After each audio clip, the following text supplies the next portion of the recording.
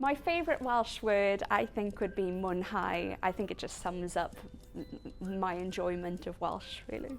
Well, that one's easy, and I'm sorry if I sound very, very childish here, but it's spunking, man. I mean, you know, it was the one that made us all laugh when we were in school as a kids.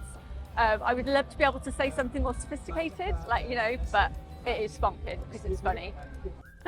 Have I got a favourite Welsh word? Oh my God.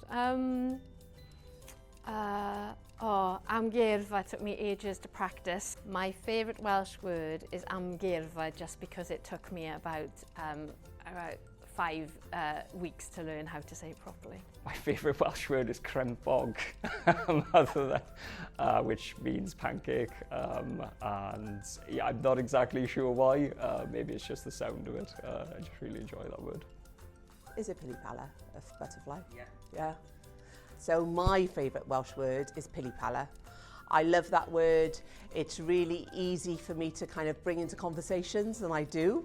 And it's just a beautiful being. My favourite Welsh word is probably esgidiau. Shoes. I can't really sum up why it's my favourite word, but there's something about the way it sounds that just it makes me smile.